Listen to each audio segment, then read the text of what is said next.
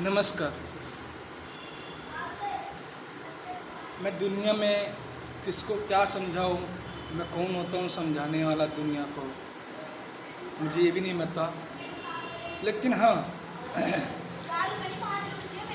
मैं ये ज़रूर कहूँगा कि लड़कों से कि यार,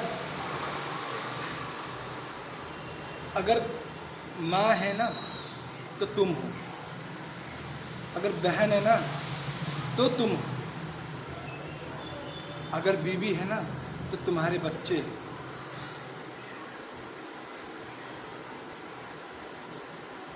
यही चीज़ अगर आप अपने दिमाग में डाल के चलो कि आज मैंने ये गलत काम किया है जो उस डॉक्टर के साथ हुआ है, वो लड़की कितना संघर्ष करके, कितना पढ़ाई करके, कितना आगे बढ़ के अपना माँ बाप का नाम रोशन किया, लेकिन कुछ दरिंदों ने ऐसा काम किया उसके साथ कि मैं क्या करूं। मैं इस समय ना भगवान के मंदिर में बैठा हूँ। मैं चाहता हूँ ना कि दुनिया नष्ट हो जाए, क्योंकि ये कलयुग है। अगर यही तुम्हारा जन्म राम और कृष्ण और इन सब में, त्रेता युग और द्वापर युग और सतयुग में जन्म हुआ होता ना तुम्हारा, तो भगवान तुम्हारा अच्छे से उद्धार कर देता दोस्त।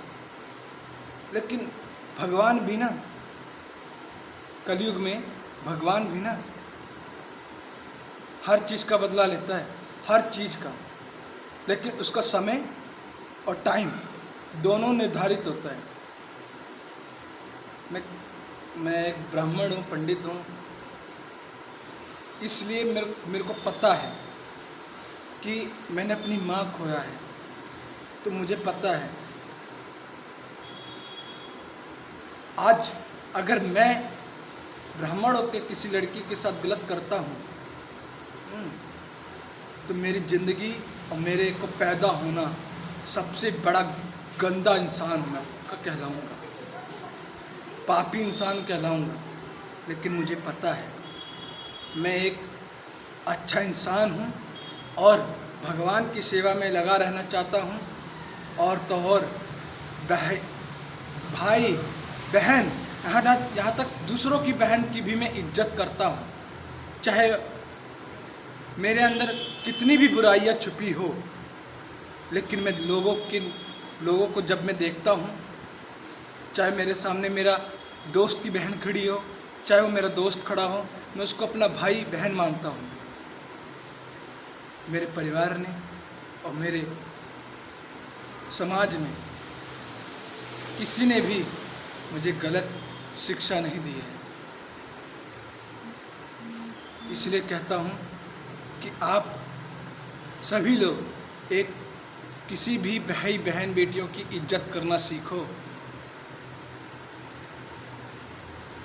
ये कलयुग है दोस्त।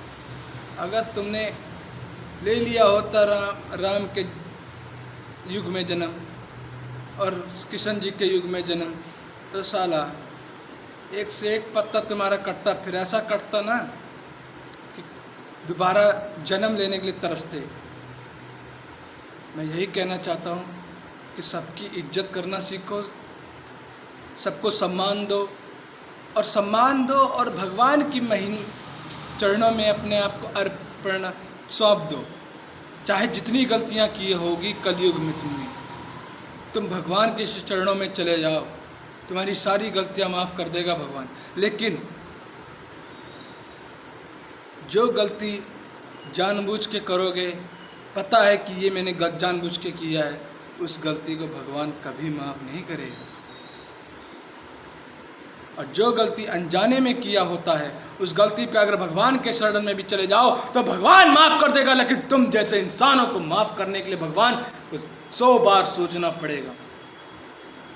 मुझे गुस्सा इतना तगड़ा आ रहा है कि मैं क्या करूं। हमारी देश की जनता चुप बैठी है, हमारा भारत हर साल 15 अगस्त को आज़ादी का जश्न मनाता है, लेकिन यहाँ इंसान इंसान को चबाता है। ऐसा कलयुग आएगा कि इंसान 20 साल की उम्र में सबकी शादी हो जाएगी और 20 साल की उम्र में छोटे से 2 फुट 3 इंच हाइट ही रहेगी और एक दूसरे को खाएंगे, चबाएंगे, चाहे वो अपना हो चाहे पराया हो, धन दौलत के लिए खाएंगे, लेकिन दिमाग और बुद्धि नहीं देगा भगवान उस समय, क्योंकि लगाते ही नहीं हो। चाहे तुम्हें 10 बुद्धियाँ दे दिए भगवान, लेकिन लगाओगे नहीं। तुम्हारी गंदी सोच, तुम्हारी गंदी बदतमीजी हरकतें भगवान तुमको किस ले डूबेगा और तुम्हें धरती पे छोड़ो, स्वर्ग नरक में भी जाने लायक नहीं हो।